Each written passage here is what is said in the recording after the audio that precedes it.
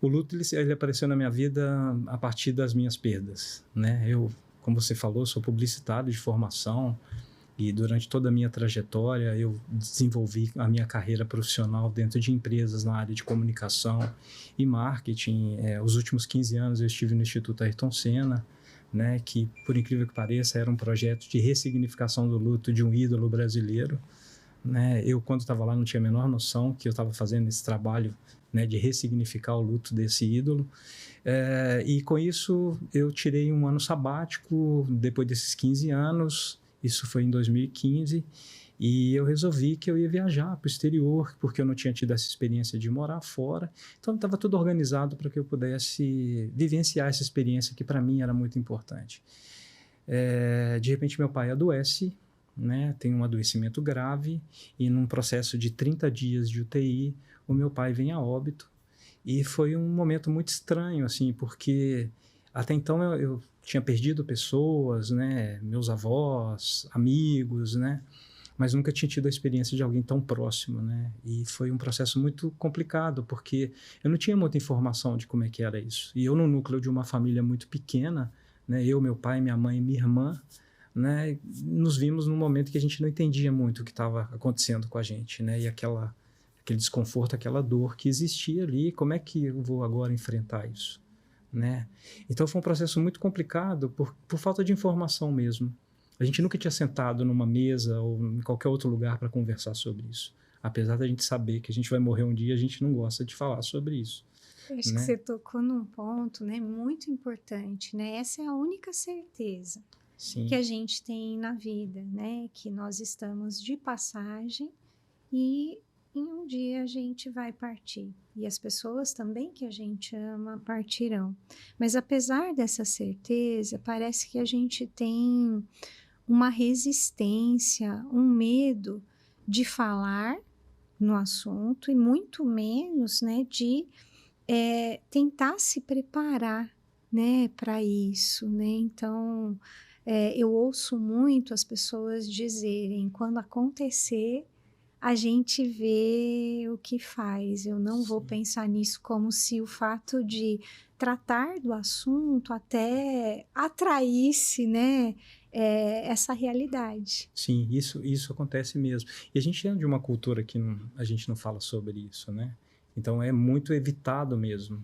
E quando a gente se encontra num processo de luta, aí sim que a gente entende o que que é isso, e que talvez se a gente tivesse conversado sobre isso, se preparado para esse momento e não evitado falar sobre isso, a gente pudesse passar por esse processo de uma forma menos doída, porque não existe luto sem dor, né? Perder alguém que a gente ama é um processo muito difícil, né? E instaura em qualquer ser humano, né, um processo que mexe num monte de coisas, né? Você fica numa estrutura, né, como pessoa muito abalada, né? Abala o seu físico, o seu emocional, né, o seu intelectual, as suas relações sociais, né? Tem um conceito muito interessante de dor total, né, que quando você olha para o ser humano que está vivendo o processo do luto, ele tem um complexo de dores ali acontecendo, que não é a perda só concreta daquele ente querido que faleceu, né? Tem as perdas simbólicas também, tudo que você planejou fazer com aquela pessoa, e quando isso acontece, essa morte acontece, por exemplo, de uma forma violenta,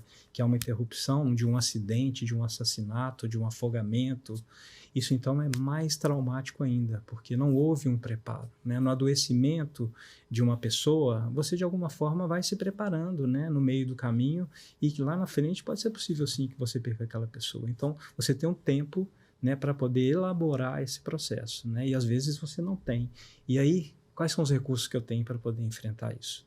É Né? muito incrível o que você está trazendo, né, eu estou lembrando aqui, por exemplo, da perda do meu pai, né, então a gente fala de um acidente, por exemplo, de avião, acidente de carro, a pessoa estava ali com a gente até poucos minutos e de repente ela não vai voltar mais. Mas, por exemplo, no caso do meu pai era diabético, teve várias complicações, ficou 2 meses, muito grave.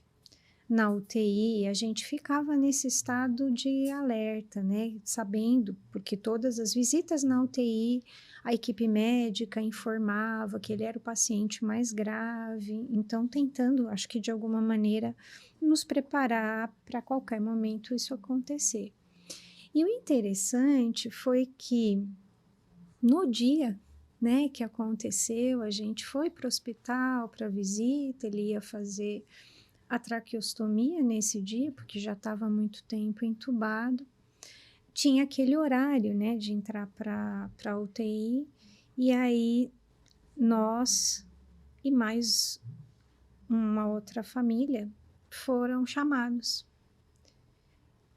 E nesse momento, a gente que estava nessa condição de alerta, de a qualquer momento toca o telefone, a gente acha que vai trazer, por exemplo, alguma notícia, a gente não pensou em nada. E seria um motivo para desconfiar, porque era um comportamento diferente, né? Então, fomos por uma antessala, o rapaz que estava lá foi chamado antes da gente para a salinha para conversar com o médico, ele saiu em silêncio, mas assim, inconscientemente, acho que era o momento da negação, né, de não querer acreditar que tinha acontecido aquilo que já era algo esperado. E eu nunca me esqueço, quando nós fomos chamados, estávamos eu, a minha irmã e a minha mãe, né, o médico, né, foi explicando, não, ele ficou assim, e aí ele parou. Na sequência, a minha mãe perguntou: ele morreu,